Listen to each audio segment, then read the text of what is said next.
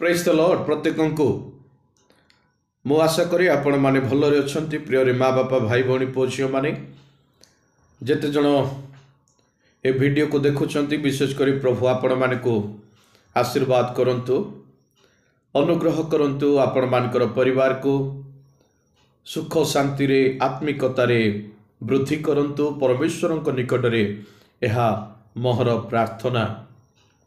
प्रिय माँ बापा भाई भौणी पुओ झियो माने आज छटिया उपदेश टे मु आपण मानक सम्मुख रे रखिबा पई चाहे। प्रत्येक दिन भली आज मध्य मु आपण मानक केवल परमेश्वरंकर वाक्यरु उपदेश भाव में मु आपण मानक सम्मुख रखिबी, जहा कि प्रयोज्य अटे, जहा आपण माने करिबा निहाती जरूरी बा आवश्यक रही अछि। ए विषय हुए तो आपण मानक कष्ट लागि पारे, किंतु परमेश्वरंकर योजना अनुसार परमेश्वरंकर वाक्य अनुसार आपण मानकर जीवनर आचरण रे ताहा रहिबा दरकार। प्रभुंक वाक्यरु आमने शिखिबा। आमने समस्ते स्वर्गीय परमेश्वरंकर से पितांकर संतान संतति अटु, ताहांकर पुओ झियो माने आमने अटु। जेते लोक ताहांको विश्वास करंती, ग्रहण करंती, आउ से मानकु ताहांकर संतान संतति हेबार अधिकार परमेश्वर देई अछंती। आउ सेई अधिकार आपण माने पाइछंती, जो माने प्रभु यीशु ख्रीष्टन को ग्रहण करिछंती, विश्वास करिछंती, ताहांकर आज्ञा अनुसार आचरण करी आपण माने चालुछंती। आमानकर आचरण रे अनेक समय विभिन्न विषयर अभाव देखा जाई थाए, विभिन्न विषयर भूल विषय को देखा जाई थाए। एणु ताहाको आमाने संशोधन करिबा एहा आमानक पाई जरूरी अटे। जदि आमाने संशोधन करिबा नाही, तेबे ईश्वरंकर संतान भावरे आचरण ठीक रे करूचु कि नाही ताहा माने जानि पारिबा नाही। एणु प्रभुंक वाक्यरु आमाने देखिबा, आमाने समस्ते पाइबा। आपण मानक मु अनुरोध करी पवित्र बाइबल को आपण माने खोलंतु एवं पढ़ंतु। लूक लिखित सुसमाचार 6 पर्व 27 पद एवं 28 पद 2 पद पढ़िबा। प्रभु को वाक्य रे लिखा जाए, किंतु श्रवण करूअछ जे तुम्भे माने तुम्भ मानंकु मु कहुअछि, तुम्भ मानक शत्रु मानंकु प्रेम कर, जो माने तुम्भ मानंकु घृणा करंती से मानंकर मंगल कर, जो माने तुम्भ मानंकु अभिशाप दियंती से मानंकु आशीर्वाद कर, जो माने तुम्भ मानंकु अपमान करंती से मानंक निमंते प्रार्थना कर। एहा आमानक पई एक परमेश्वरंकर संतान होइतिबा हेतु आचरण करिबा पई परमेश्वरंकर आज्ञा, परमेश्वरंकर वाक्य।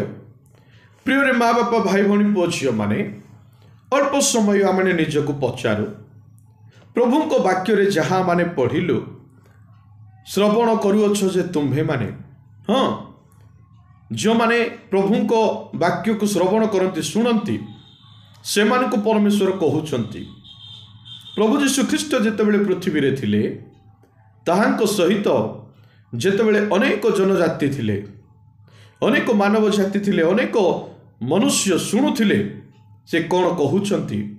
आ सेथि पई प्रभु से स्थान रे कहउछंती, श्रवण करूअछ जे तुम्भे माने। आज आपण माने मध्य शुणुछंती, मु तो कहूची किंतु मु मध्य शुणुची, मो मुख कहूची, मोर कर्ण शुणुची।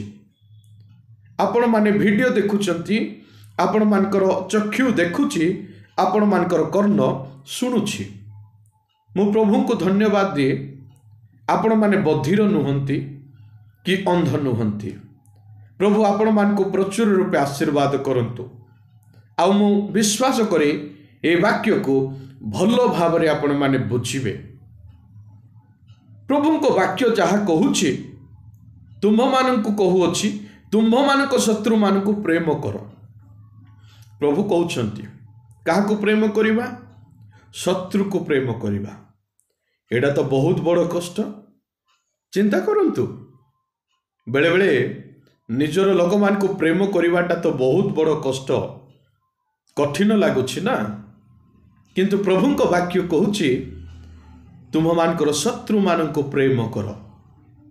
ଆମେ ବେଳେବେଳେ ଝିଅମାନଙ୍କୁ ପ୍ରେମ କରେ ତାହାକୁ ହିଁ ଆମେ ପ୍ରେମ କରିଥାଉ। ଯାହାଠାରୁ ଆମେ ଆଦର ପାଇଥାଉ, ପ୍ରେମ ପାଇଥାଉ, ତାହାକୁ ଆମେ ଆଦର କରିଥାଉ ଏବଂ ପ୍ରେମ କରିଥାଉ। କିନ୍ତୁ ଶତ୍ରୁକୁ ପ୍ରେମ କରିନଥାଉ। ଏହା ଏକ ଭାବିବାର ବିଷୟ ଅଟେ।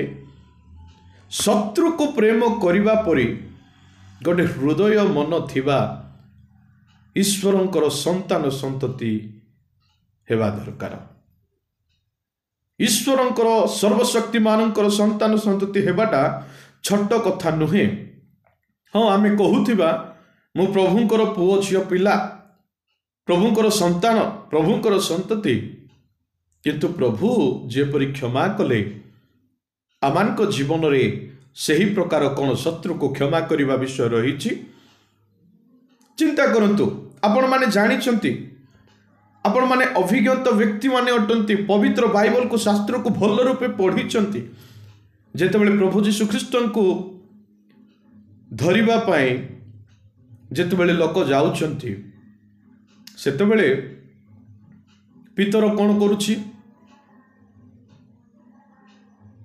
ଜଣକର କାନକୁ କାଟି ଦେଉଛି।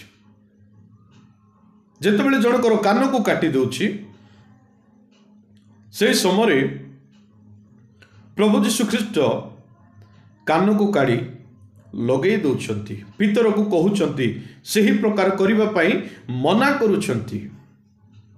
ସେମାନେ ଶତ୍ରୁ ଥିଲେ, ହଁ, ତାହାଙ୍କୁ ଧରିବା ପାଇଁ ଯାଇଥିଲେ, ତାହାଙ୍କୁ କାରାଗାରରେ ନେବା ପାଇଁ ଯାଇଥିଲେ, ରାଜାମାନଙ୍କ ନିକଟରେ ବିଚାର ନିମନ୍ତେ ନେବା ପାଇଁ, ଧରିବା ପାଇଁ ଯାଇଥିଲେ। ଶତ୍ରୁ ଭାବରେ ଯାଇଥିଲେ, ମିତ୍ର ଭାବରେ ଯାଇନଥିଲେ। କିନ୍ତୁ ପିତର କାନ କାଟି ଦେଇଥିଲେ। କ୍ରୋଧ ଆସି ଯାଇଥିଲା। ଗୋଟେ ଶତ୍ରୁ ପ୍ରତି ଆପଣମାନଙ୍କର ମନରେ କ'ଣ ଆସିବ? କ୍ରୋଧ ହିଁ ଆସିବ। କିନ୍ତୁ ଯୀଶୁଙ୍କର ମନରେ ସେହି ପ୍ରକାର ନଥିଲା, ପ୍ରେମ ଥିଲା। ଏଣୁ ସେ କାନକୁ ଲଗେଇ ଦେଲେ। ଏଇଠୁ ଆମେ ଶିଖୁଛୁ, ସେ ଯେତେ ବଡ଼ ଶତ୍ରୁ ମଧ୍ୟ ହେଉ, ଆମର ଯାହା କ୍ଷତି କରିବା ପାଇଁ ଚାହିଁଲେ ମଧ୍ୟ କରୁ, କିନ୍ତୁ ଆମେ ତାହାକୁ ପ୍ରେମ କରିବା। ପ୍ରଭୁଙ୍କ ବାକ୍ୟ ଆମମାନଙ୍କୁ କହୁଛି ପ୍ରେମ କରିବା ପାଇଁ, ଶତ୍ରୁକୁ ପ୍ରେମ କରିବା। ସେ ଶତ୍ରୁମାନଙ୍କୁ ପ୍ରେମ କଲେ। ଆମମାନେ ମଧ୍ୟ ପୂର୍ବରେ ଈଶ୍ୱରଙ୍କ ନିକଟରେ ଶତ୍ରୁ ସଦୃଶ ଥିଲୁ, ଯେତେବେଳେ ଅଧର୍ମ ଏବଂ ପାପର ବନ୍ଧନରେ ପତିତ ହୋଇ ରହିଯାଇଥିଲୁ। ଆମମାନଙ୍କର ପ୍ରତ୍ୟେକ କଥାବାର୍ତ୍ତା, ବ୍ୟବହାର, ଚାଳିଚଳନ, ପ୍ରତ୍ୟେକ ବିଷୟ ପ୍ରଭୁଙ୍କ ନିକଟରେ ଶତ୍ରୁତା ସ୍ୱରୂପ ଥିଲା। ତାହାଙ୍କ ସହିତ ଏକୀକରଣ କରିବା ପାଇଁ ତାହା ଦେଉନଥିଲା। ତାହାଙ୍କର ସନ୍ତାନ ସନ୍ତତି ହେବାର ଅଧିକାର ଆମେ ପାଇପାରୁନଥିଲୁ। ଯେତେବେଳେ ସମସ୍ତ ବିଷୟକୁ ଆମେ ଛାଡ଼ିଲୁ, ଯେତେବେଳେ ସେହି ପ୍ରଭୁ ସ୍ୱୟଂ ନିଜେ ଆମମାନଙ୍କ ପାଇଁ ଆସିଲେ, ସେ ପ୍ରେମ କରି ଆସିଲେ, ସେତେବେଳେ ଆମମାନେ ପ୍ରଭୁଙ୍କ ଠାରୁ ପ୍ରେମକୁ ପାଇଲୁ। ଶତ୍ରୁ ମନୋଭାବ ଆଉ ରହି ନାହିଁ।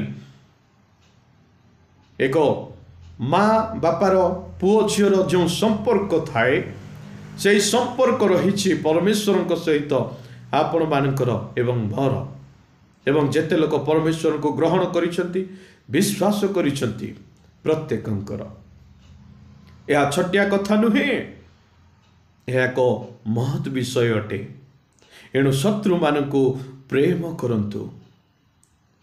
ଆପଣମାନଙ୍କର ଶତ୍ରୁମାନଙ୍କୁ ପ୍ରେମ କରନ୍ତୁ। ପ୍ରଭୁଙ୍କ ବାକ୍ୟ ତାହା କହୁଅଛି। ତତ୍ସହିତ ପ୍ରଭୁଙ୍କ ବାକ୍ୟ କହୁଛି, ଯେଉଁମାନେ ତୁମ୍ଭମାନଙ୍କୁ ଘୃଣା କରନ୍ତି ସେମାନଙ୍କର ମଙ୍ଗଳ କର। ଏଇଟା ତ ବହୁତ କଷ୍ଟ। ଟିକେ ଭାବନ୍ତୁ, ଓହୋ, ମୋତେ ଯିଏ ଘୃଣା କରିଛି ତାର ମଙ୍ଗଳ ଚିନ୍ତା କରିବି? मंगल करी आपण को जी घृणा करिथिबो सी आपण विषय अमंगल चिंता बहुत करिथिबो किंतु प्रभु आमान को शिखाउछंती जो माने तुम मान को घृणा करंती से मानकर मंगल करंतु जदि घृणा करूछंती घृणा करने को दियंतु घृणा